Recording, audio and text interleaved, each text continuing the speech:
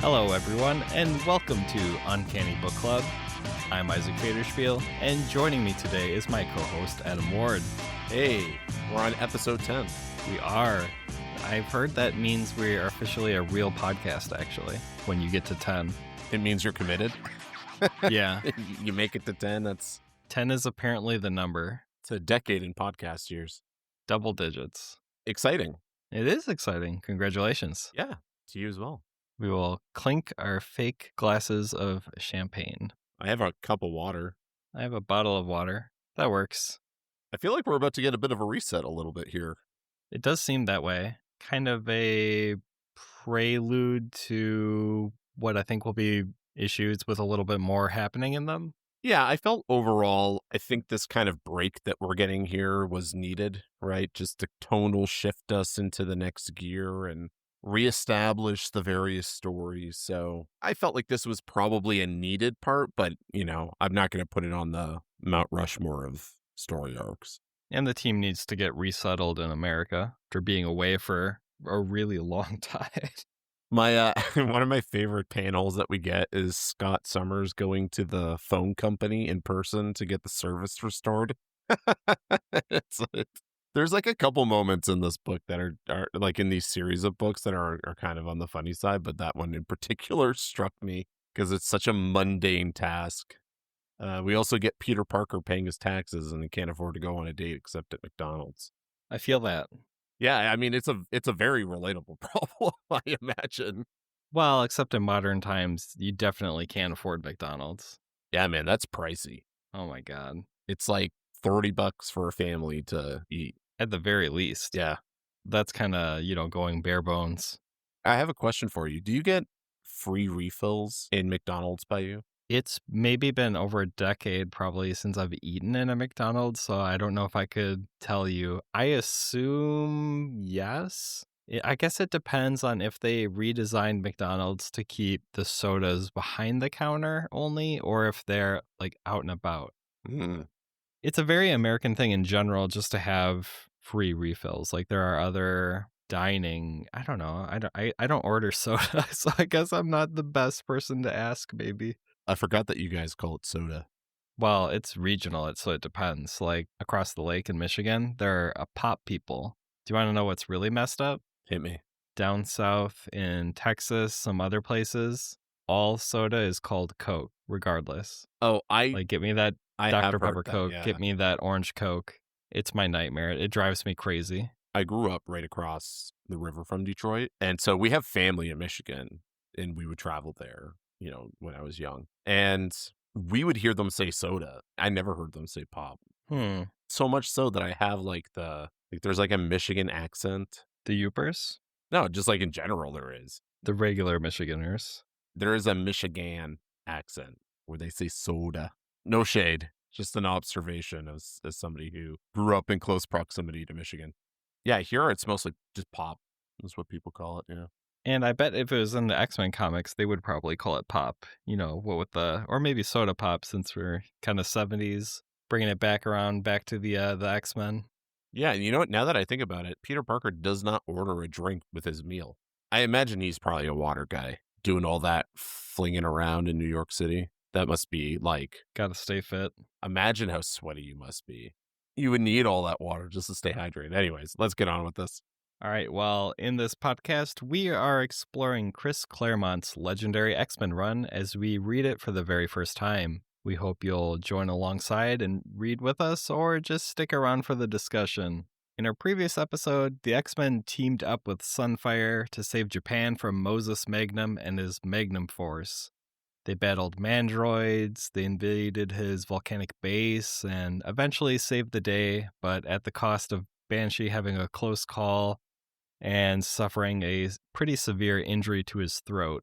While on their way home, a storm forced the X-Men to take a detour to Canada, where Alpha Flight and James Hudson were waiting for them. The X-Men split up, but Wolverine and Nightcrawler were captured.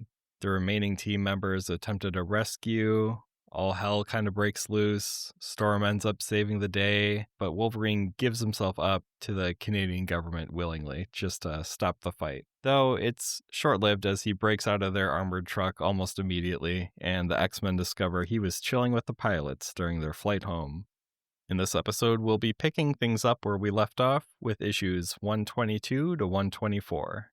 Issue 122 starts with an illustration of Colossus's self-doubt. He is training by holding a hydraulic press apart, but begs Cyclops to turn the machine off.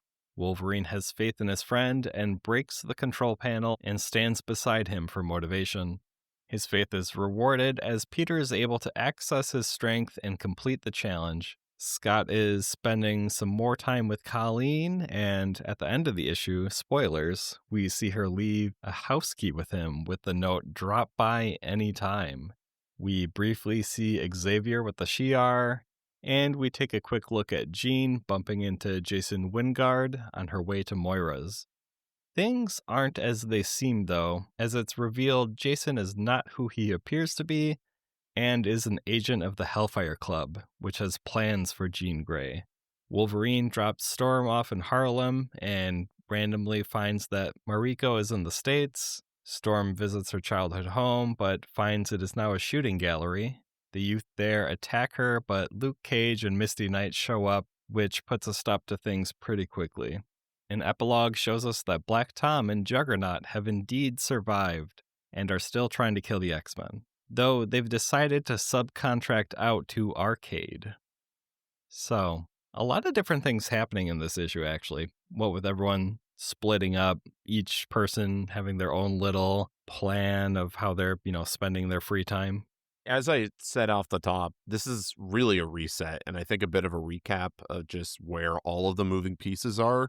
And rightfully so, because we've been all over the map, right? Like, we started off with the X-Men at a carnival, getting kidnapped by Magneto, going to Antarctica to a secret molten lair where the X-Men get split up. Both sides believe the other side is dead. The core group of the X-Men go to Antarctica to do a bunch of stuff there, and then eventually go to Japan. Savage Land. Do a bunch of stuff there, yeah, the Savage Land. We see them go to Canada, they do some stuff there, and now we're finally back. And as we see from Scott, Xavier didn't really leave things in a usable way. It really does appear like he is gone for good, or at least gone for the long term, enough for him to cancel literally everything, as we've alluded to from the past few issues where this was brought up. Yeah, Banshee even makes a mention that the Blackbirds have been mothballed, just like Cerebro. So everything is sort of shut down for long-term storage. And they've been gone for a substantial amount of time. We're probably looking at months at this point that they've been away. Definitely. So, yeah, that makes sense, right? Even seeing Scott mention that he's basically paying out of pocket to keep the X-Mansion open, basically, or at least functional. How does he have money? What does he do for money, I mean, I would hope that Xavier would pay him or pay them. Like, what other benefit would there be? But I say this, and then They're saving the world. I think in one of the Marvel Cinematic Universe stories, I think it was in the Winter Soldier and the Falcon show, they mentioned in there, too, that they didn't get paid for any of that. They just did it. Tony basically bankrolled them, but they didn't actually get paid, which is weird. That makes sense. Is it? Well, where would the money come from? They're independent, that kind of a thing, but... Well, it would come from Tony. Yeah, that's true. Anyways, it's a valid point. Where is it? Well, it sounds like he's going to be running out of money very soon. So, yeah, overall, I felt like it was a solid kind of reset point and bringing us back to the various plots that are kind of ongoing. I think my favorite part of maybe not only this comic, but of the three that we read today, I think the opening is incredibly strong. It's great to see them take another look at Colossus. We've been talking about all the issues that he's been dealing with leading up to this moment. Mhm. But even more than that, it's really great just to see the interaction between Cyclops and Wolverine. It's not chummy, but it's also not them threatening each other. It's like a very mundane reaction, but still has a lot of their personality and attitude in it. And It's kind of another example of Logan stepping up and using his brain a little bit. I think it's fun because it shows like he's developed a deep level of trust and friendship between himself and Peter to just believe in him and be like, I'm just going to stand in this hydraulic press with him that's now broken. I agree 100%. My initial reaction when I began reading this, seeing the cover, especially, we see, the trial of Colossus. And I have been griping about the fact that we haven't explored Colossus much and that we've been kind of like on this journey with him where there's been this acknowledgement that he's not stepping up. He's trying to find his place on the team. He's trying to prove himself that he can pull his own weight and really pick the team up. And he's been in his head a lot, as we've seen, right? He was in his head in that fight against Magneto. And even here, this entire interaction with this machine is to get him to break out of this mindset that he's incapable of doing what he's doing. And we see this interaction, like you said, between Logan and Scott, where they're chummy, I think is how I would describe it. Like they're colleagues. And this is like an average day, right? Where they train together. It makes sense that they would both be kind of in the room together, especially if they're trying to push Peter into becoming stronger or to at least like reach his limit. And so to see Logan, step into this sort of leadership role as we've kind of seen him do is like really nice. Like I loved it. The whole interaction, the entire sequence, the banter was between Scott and Logan. And then Logan, sinking his claws into the control panel to prevent Scott from stopping the trial. So that was a lot of fun. The only thing I'm disappointed of is that this was not the main focus of the book. So we kind of leave that part of the story that we've been building to, and we kind of revisit it again at the end of these 3 books, albeit it was not the conclusion that I was hoping for. So for me, this issue is the best of the 3, and it is because of these kind of mundane interactions that the team is having and this really personal look at their lives. And, they've been gone for so long, and here they are coming back, trying to get back on track. So that was a lot of fun, and I think provides a lot of the behind the door personality and story building that we've been wanting, or at least I've been wanting, just to kind of like build the lore up of the team and see their interactions instead of, having action, which I really, really like, obviously, but You got to have the mix. you need these slower moments to just be able to appreciate the team. And I feel like I got this here. Mm-hmm. And just to add a little bit of context too to what we're looking at. So the cover of the issue, like big bold letters, the trial of Colossus, and it's like very dramatic, him in the hydraulic press. It looks really cool, and it's like, oh my God, what's going on? And then the very first page, again, it's him in that press, and like big bold letters, cry for the children, exclamation point. Makes you feel like, oh, this is gonna really be about Colossus, and apart from those first couple pages, it's really not. I imagine there was a lot of people that bought the comic and was like, well, this is not really what I expected. What did you think of the update that we received around Scott and Colleen? Oh boy. I mean, things seem to be moving pretty quick. I think that's an understatement, honestly. Yeah, it's actually my last bullet point in my notes, but it just says Colleen is bold, all caps. Yeah. And that the two of them are a really fun pairing because Scott is just so like reserved and more shy, and she seems to be kind of the opposite. So I think it's a good pairing for both of them, probably. I agree 100%.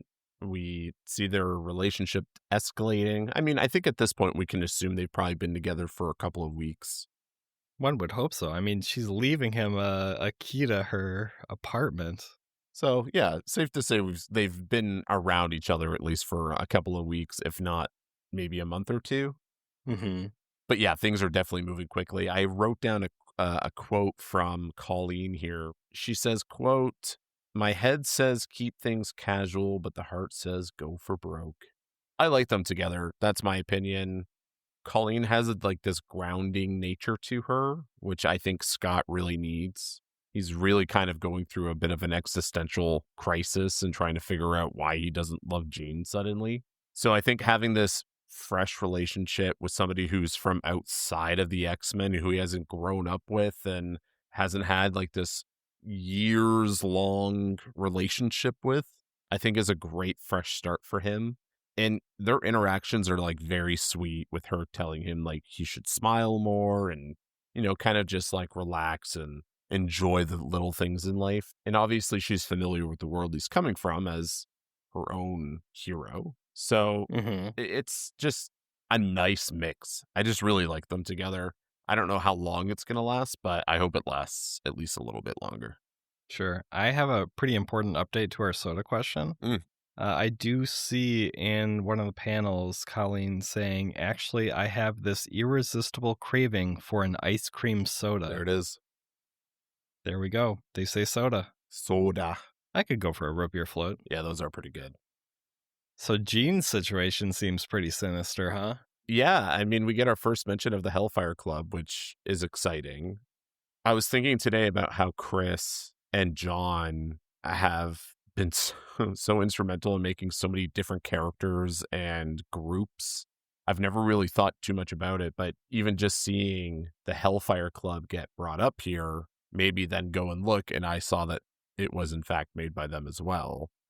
So it's really crazy to think about how influential these books are, because these characters are still all being used today.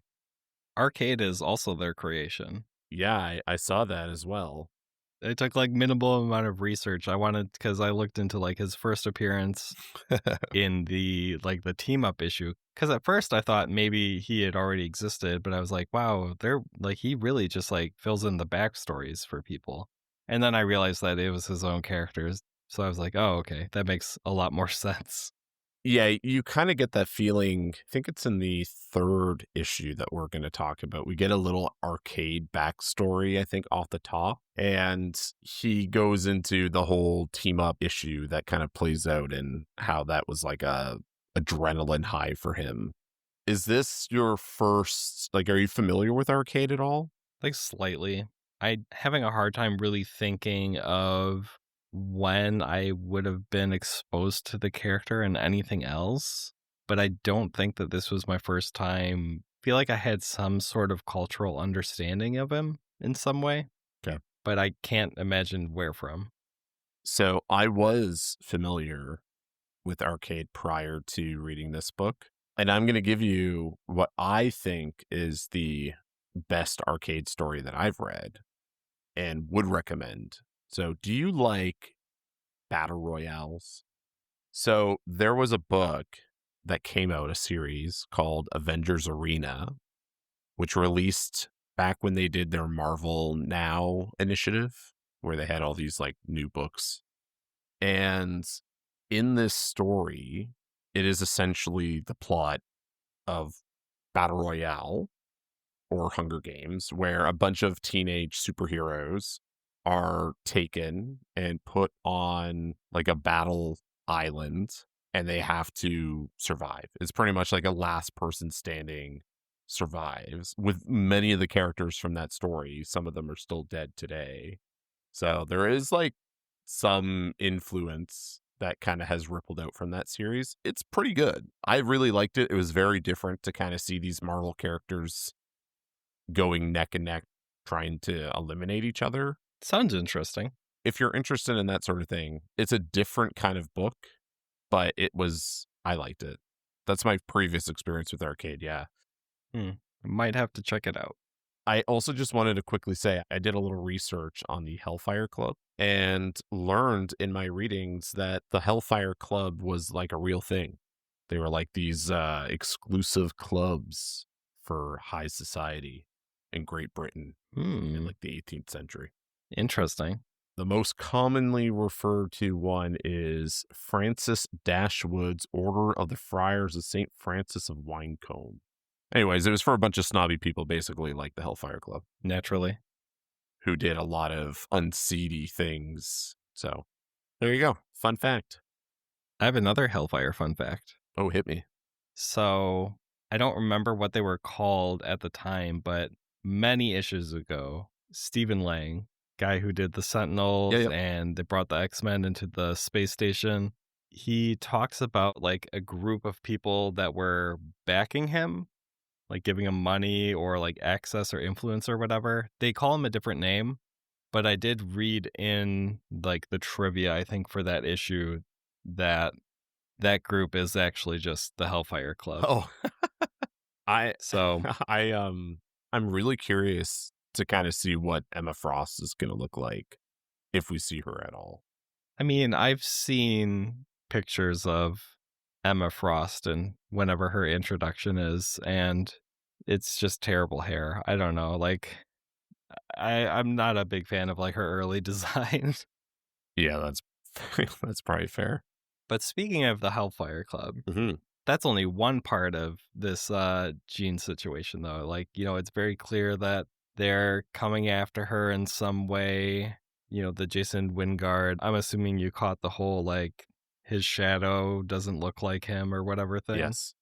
Yeah, so it looks less handsome. Less handsome feels bad. Yeah. That feels bad.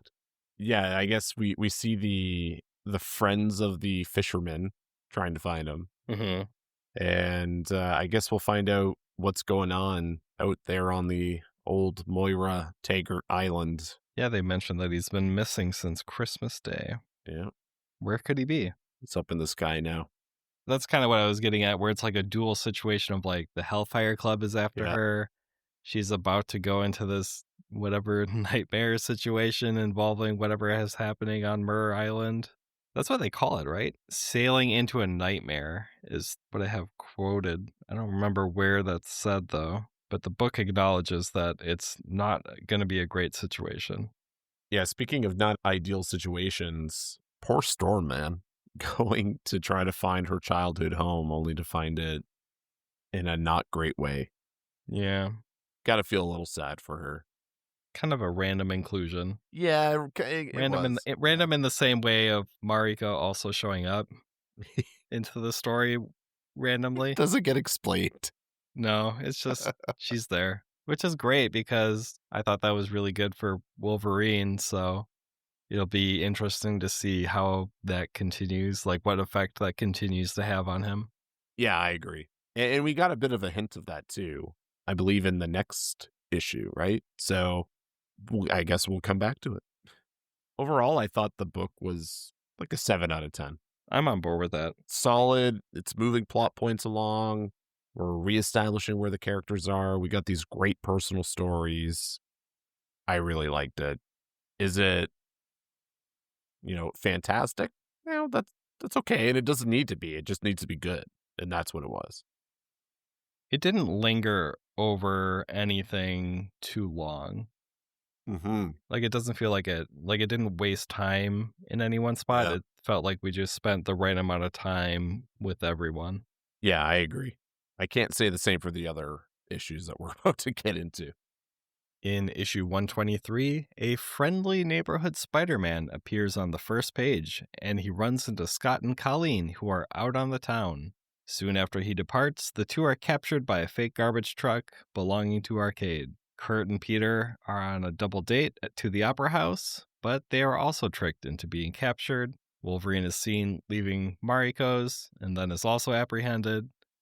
And Banshee and Storm are both taken from the mansion by Arcade personally. The team wakes up to learn that they've been dropped into Arcade's giant pinball game in his Murderworld. From there, they're split up into their own little mini games and scenarios. Colossus gets visited by a fake KGB agent. Scott eventually decides to play his own game and blasts through the wall and starts to try round up all the others. But he and Wolverine are attacked by a brainwashed Peter, now going by the Proletarian, workers' hero of the Soviet Union. We also see that Colleen, as well as Kurt and Peter's dates, have been kidnapped and are being forced to watch the X-Men struggle. It's kind of a short summary, but a lot of what's happening is just sort of the action and their struggle against the action, I suppose. Yeah, I didn't really have too much to really talk about through these next two issues. Might be short. Yeah, it's pretty much 2 issues of the same. But in a way, like, we're kind of gonna have this, I don't know, disappointing Colossus story that is gonna take place, and I'll kinda save those thoughts for after we talk about the 3rd issue, but Mm-hmm. it's yeah, it's okay. I gave this, like, a 7, but honestly, hearing you re-describe it, I think I'd probably drop that down to a 6.5. Mostly because, like, it's, like, campy villain fun, which is why I had it at a Yeah. 7 originally. Because it's just, like, it's so ridiculous. It's totally ridiculous. Picking them up inside of a garbage truck, and at no point is it implied until later on that Scott was somehow knocked out by all this and couldn't just use his optic blast, or any of them, for that Maybe he matter. was like gassed.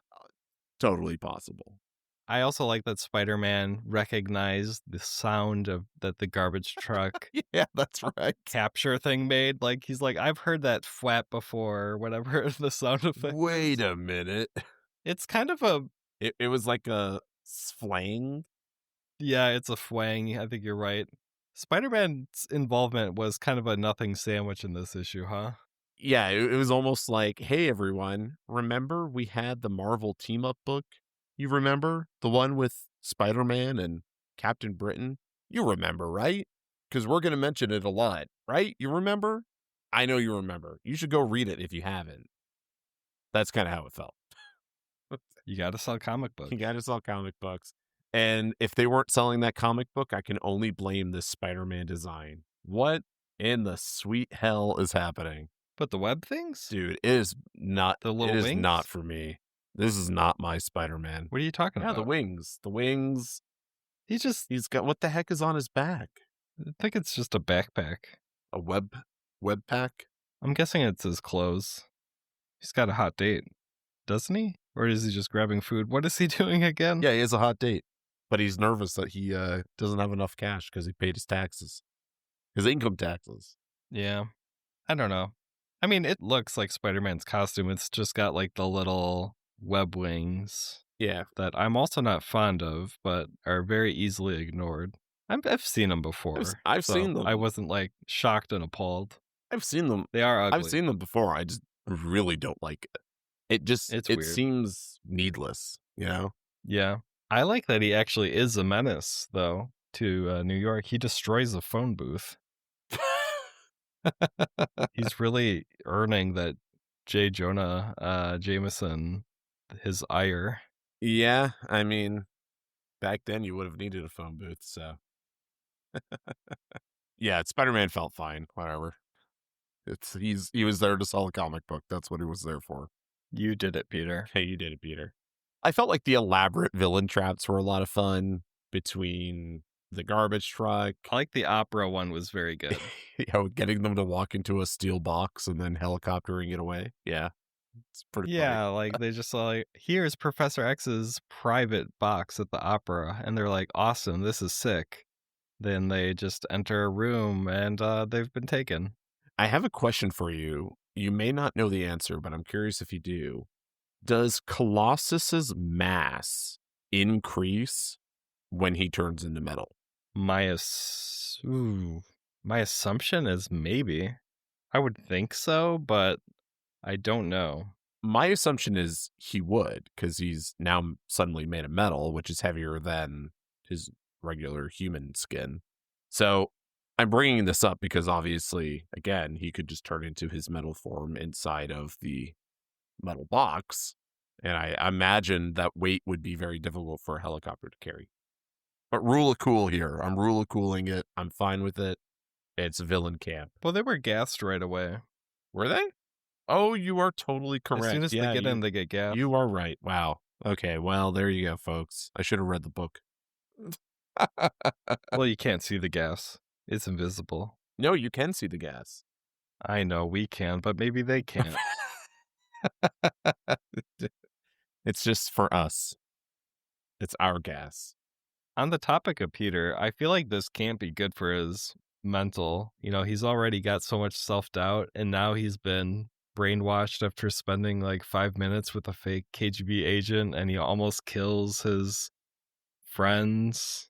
And I think we can get loop around to him again in when we discuss 124, but I'm curious the way that things end with him.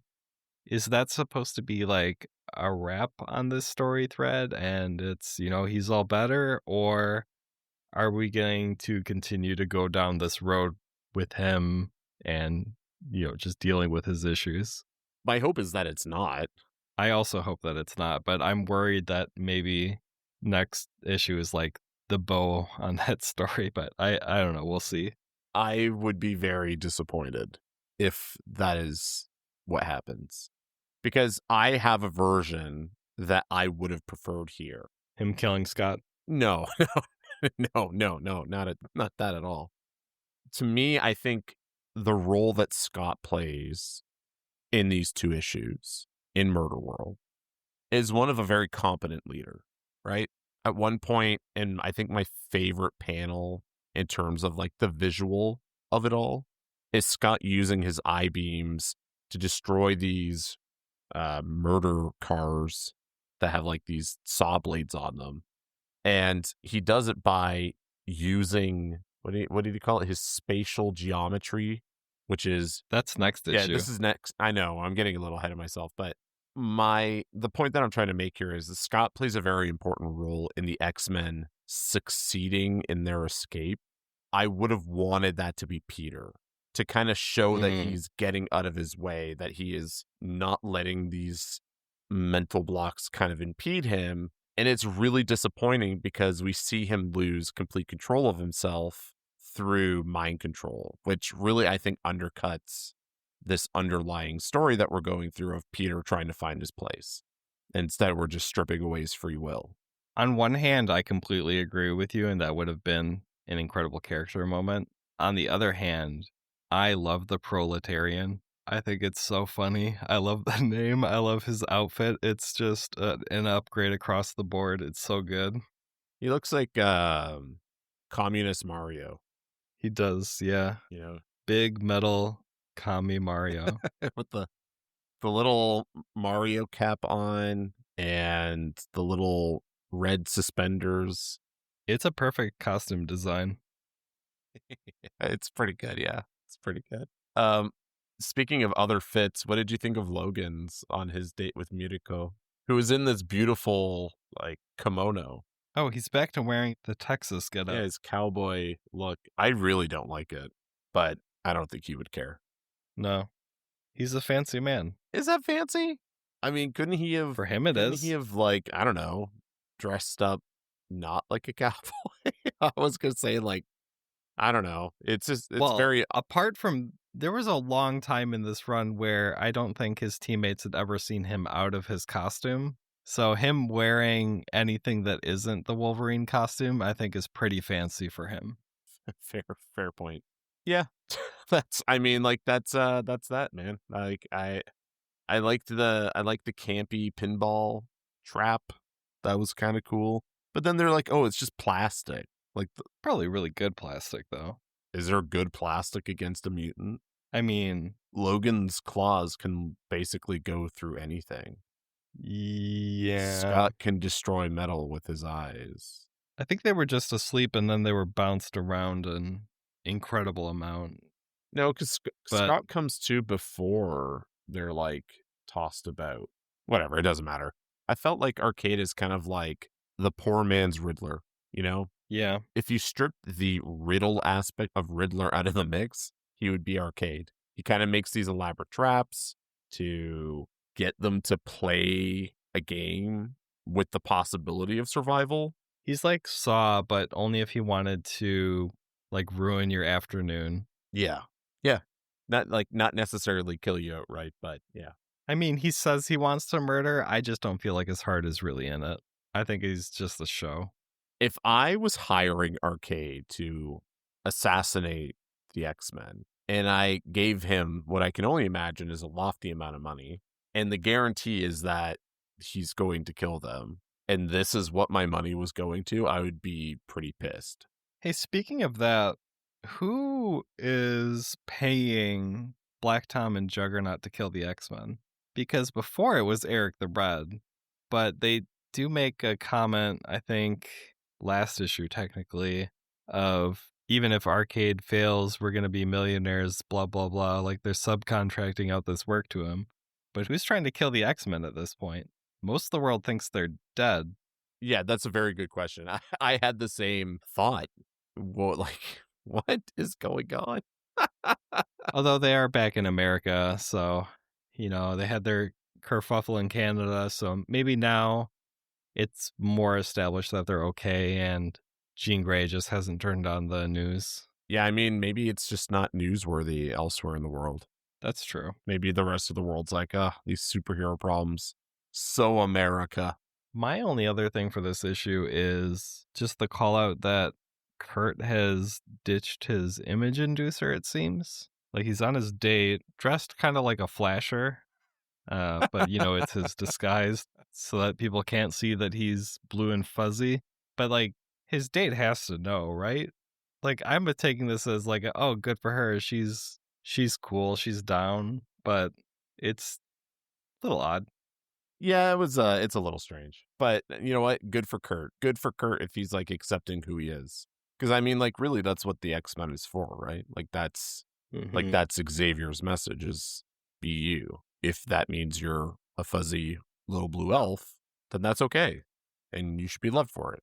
And so if he's like getting some supermodels to go to the theater with him as his blue self, good for him. You go, Kurt. Him and Peter. Well, I mean, they're not exactly the same, He's not even blue. I'm just saying good for both of them. Yeah, fair. Yeah, good for both of them. Rough date, though. I'm also kind of getting a little sour on us going back to the Storm has claustrophobia well. Like, it keeps being brought up. Like, maybe they're just being fed terrible intel, like the villains. Like, maybe Arcade was told, hey, you should just trap her in, like, a little box, and it'll drive her crazy. Because, like, that's how Black Tom did it. That actually makes a little bit of sense. I retract my statement. I've convinced myself that that's what happened. The mystery's been solved. Mystery solved. I feel like we could probably just jump right into 124 because it is an exact continuation of this this fight that's kind of happening between Cyclops and Peter. Yeah, I have another very short summary. Hit me. Issue 124 starts with Wolverine and Cyclops' continued battle against the fearsome proletarian. Arcade reveals his Nepo baby backstory and details his earlier battles with Spider-Man and Captain Britain. Scott and Logan escape Peter and split up to help the others, minus Storm, who frees herself. A freed Nightcrawler uses his abilities to sneak up on Arcade in the control room, but is soon gassed into unconsciousness. Arcade really loves his gas. Peter continues to fight his teammates until Scott and Aurora's pleas and speech about them all being family ends up breaking through, and he's able to overcome his brainwashing. Arcade cuts his losses, puts everyone back into a ball, and just shoots them out of his base. Nightcrawler and the three captured women also parachute down after them, and the X-Men need to save their payback for another day. This cover though, man. It's another good one. The proletarian. He was one of the X-Men. Now he's the power-mad proletarian. He only laughs when I hurt. Pretty good. Yeah, not bad. Pretty good cover. That outfit's so good. Sean and Wolverine are just floating in the water, unconscious. Oh, I didn't even notice that. You're totally right. Dude, what's up with like all three of these women being in like barrels? They're little presents. It's weird, man. Arcade's a weird dude. This might be his thing, putting women in barrels. I mean, you described him as I think accurately, a crazed Nepo baby who kills his Nepo baby backstory. Kills his rich father and just decides after that he's exquisite when it comes to killing. So obviously he's going to build a large Murderworld theme park to assassinate people at. It's weird, man. It can't be fun again. Like this is like campy. He's living his dream. He's living his best life. Yeah, that's true. My personal favorite of all of the contraptions, we see a couple different ones. We see like what looks like a robot cowboy. It says Kid Cyborg on it, using some revolvers with laser beams Pew pew. to assassinate somebody. That's fun. We see the interaction with Spider-Man and Captain Britain again, who kind of looks a bit like Daredevil. Daredevil? Yeah, Yeah. it looks a bit like Daredevil. But they have this giant mace-like ball. That's how I would describe it. We get the Magia. Big spiky ball. I mean, like, it's just kind of the exact same stuff from the last issue with essentially some dumb luck kind of happening for the X-Men here, with Logan getting thrown down one secret door, Scott getting tossed down another secret door, Storm struggling in a room that's filling up with water, and then the race cars with Nightcrawler. Yeah, it's just the same. Like, it's fine, Yeah. is kind of how I felt. It's a lot going on with everybody split up. It doesn't really leave room for much of anything else. So it's just sort of a lot of small individual actions. You can't really get into any one situation too heavily. I think it's just a side effect of splitting an entire team up. I like this panel of Nightcrawler jumping out from the vent after kind of escaping and popping out at Arcade. I think he gets gassed again. He does. He does not learn his lesson. By the end of this book, I just kind of, I wrote down that I liked Cyclops strong arming his way through these various threats because he knew that was the only way to put the odds in his favor. You win the game by not playing the game. Yeah. You know, the real lesson here at the end of the day was Cyclops and Storm having a super special team up where they overcame the odds with the power of love and friendship. Just like anime. Yeah, man. Like I said, I wish this would have just been Peter saving everybody. That's what I wanted, and that's not what we got. I think the best way to look at this is if you pretend. So there's a speech bubble that really gets through. We love you. Don't you see, Peter? You are like the brother I never had. Way better comic book if you pretend that Scott says that line just because of his utter disdain for his own brother, Alex. Yeah, that I that's a very good point.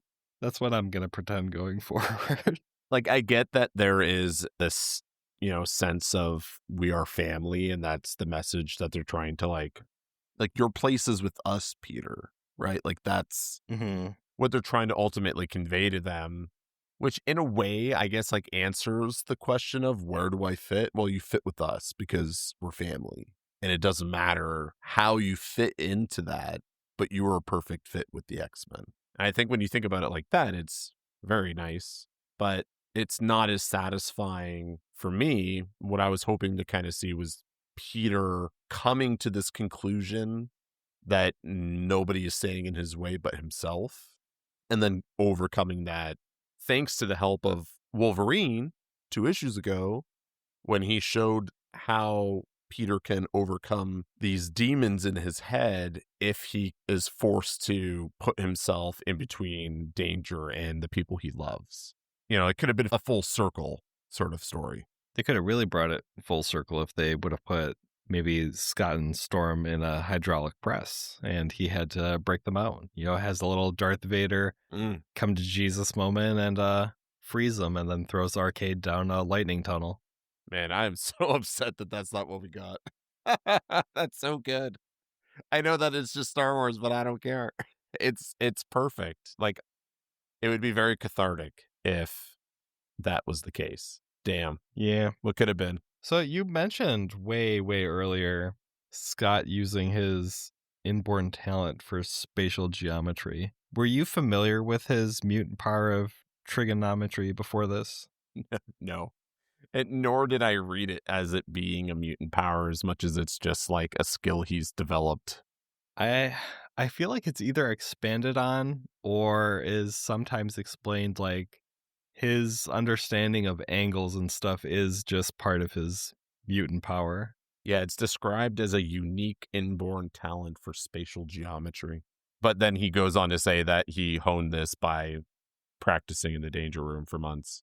So we'll have to see if it comes up. If that is the case, that's a pretty interesting power for him to have. It reminds me of if you've ever watched How I Met Your Mother, like Ted Mosby he's an architect and he plays on a basketball team at one point. And he's not very good at basketball, but because he's an architect, he's good with angles. So he just plays basketball like he's looking at 60-degree angles. He's Mm-hmm. terrible at it. Mm. Only Cyclops is very good at it. So He is. He gets all the cars in one shot. it's a really cool panel. I really kind of like the whole like Scott coming up with this plan. Like, I got one shot. I got to make it count. I got to get them all at once. Yeah, that was fun. I like that. But that's pretty much it. There's some other good things going on in here. The best is Wolverine and Sean breaking through the wall to find a robot Hulk and Magneto. The weirdest pairing. Yeah, And Banshee was a bit weird. Banshee doesn't understand. He's like, Magneto and the Hulk, how did they get here?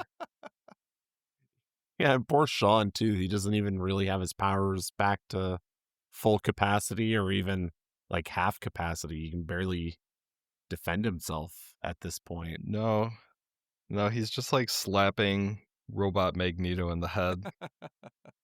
But at least he realizes that it is a robot. Yeah, I yeah. also like Wolverine's call out of, I've been waiting months for a rematch with the Hulk. Too bad you ain't the real thing.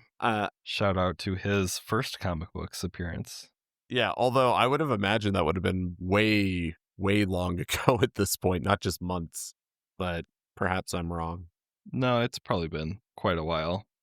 I also have to agree with Logan at the very end, where he's like, oh, we should try and go after Arcade, and Scott's just like, on one hand, But what if we are breaking the law? yeah, we have no authority. This is private property, Wolverine. We do not own this here theme park. Okay, we can't just It's like abandoned amusement park. we can't just go after him. Are you crazy? Well, they don't have Professor X anymore to just like mind wipe people and be like, it's fine that we're here. Now they have to do things by the book. But they've been doing crazy stuff for like the last, I don't know, 10 issues in a bunch of other countries. What, suddenly because they're back in the US? All right, everybody, we got to get the utilities turned back on. We got to go to the plays. I'm going on dates now. We're hanging up the curtain, man. We can't do anything. Our hands are tied. The last 10 issues was just like, them getting through their grief, dealing with everything. Now they're just getting into the regular flow of normal everyday life. And they don't want to be rule breakers. Well, I mean, Scott doesn't want to be. Because he's paying for everything. Yeah. That's probably why. Yeah, he can't afford the lawyers to bust everyone out. Yeah. I mean, they would just deport Wolverine back to Canada, and then Alpha Flight would get him. Yeah, Canada would be pretty happy about that. Yeah, it would solve a lot of problems for them. I like that Arcade just cuts his losses and is like, whatever. I'm just going to bail early and move on. Whereas I think the typical villain move is just denial, denial, denial. I can still win this. And then they get captured and sent to jail. He's just like, I don't really care. I'm just going to send them away. Next time. Well, it's a much better attitude for the long term. Yeah, I agree. Rather than it being like, now I've been apprehended. Although I guess he would not have been apprehended. I guess Scott just would have let him go. Well, I think he would have just turned him into the nearest police station or probably just called the cops to be like, we're here. We've made a citizen's arrest, sir. Yeah, he does go out of his way to say, we have no legal... That's what they did for Warhawk. Yeah, that's right. It says we have no... This park is private property. We have no legal right to conduct a search. No authority to make an arrest. Logan, we have not called the police. It was mere issues ago that they broke into a different amusement park in Canada. Hey, man, that was a Calgary Stampede, okay? That's not an amusement park. I don't understand what it is. Can you explain the Calgary Stampede? It's like a big festival, basically. And they ride on horses. Festival grounds? It's like a rodeo. Are there any rides, like a little mini roller coaster, anything like that? I have no idea. I've never been there. Tilt-a-whirl? Probably. I imagine so. Well, it's kind of an amusement park. I honestly have never been there. I'm only familiar with the main event weekend when the Stampede happens. Yeah, man. That's on the other side of the country. I ain't got time for that. I'm not a cowboy. Big country. Second biggest in the world. Do you want to talk overall thoughts? Sure. Yeah, I think we're in agreement that the first issue we talked today was the best one, had the best moments, definitely. most interesting. Yeah. I think, overall, maybe I'll give things like that 6.5 range. The final two issues felt very kind of samey. Like I said earlier, with them splitting everyone up, there's not really enough time to spend any particular place to get super attached to any particular thing that's happening. I think together we really painted a way cooler picture of what if Colossus was the hero. So it's kind of a bummer that that's not reality, but it's fine. Arcade's kind of whatever, but I think looking ahead, it feels like we're going to ramp up into something pretty interesting with the Euro squad about to go to Mur Island, Moira's research facility, things that are being teased there. We got like the whole Hellfire thing kind of going on in the background. Yeah, it's interesting that it's sort of two things that are currently involving Jean, whereas this main crew doesn't necessarily have a specific direction, a specific next step. But I wonder if either one of those situations just naturally pulls our two groups together. But yeah, 6.5, somewhere in there. Yeah, I think that's probably a good rating. I think if you look at this for what it is, and it's a reset, the X-Men are now back home. They're picking up their lives again. They're getting abducted. And then they're having like this little mini story before we get into the thick of things again. And I think when you look at it through that perspective, like this is fine. I agree some of the action sequences are a bit repetitive. And, I was trying to think like, could this have been condensed down to one book? I think it probably would have been a little hard. What I'm talking about specifically is these final two issues. I think it would have been hard because there's a lot of this setup that occurs. But like you probably could have stripped the Spider-Man stuff out of this. It really wasn't too important to the story. The fact that Black Tom and Juggernaut are hiring Arcade to do this entire plan is enough of a plot to keep the story moving forward that Spider-Man is like a moot point. So for me, this probably could have been condensed down a little bit to one issue. The shining star is issue 122. And I think what happened in there, I really, really liked enough for me to almost like bump it up to maybe like a 7.5, 8. Like, I think like the stories that are kind of being told in that setting was a lot better than this side mission that we kind of just got with Arcade. So I'm looking forward to us kind of getting regrouped. And I agree, we'll probably see the main group of the X-Men reunite with Jean and be pulled in that direction, whether it's through an alert or whatever it might be. So I don't know. I don't want to really group them together, but if I have to, yeah, I'd probably give it a 6. Well, that does it for this episode of Uncanny Book Club. Thanks for listening, and we hope to see you next episode where we'll discuss issues 125 to 128, another 4-parter. Bye, everyone. Thanks for tuning in to this episode of Uncanny Book Club.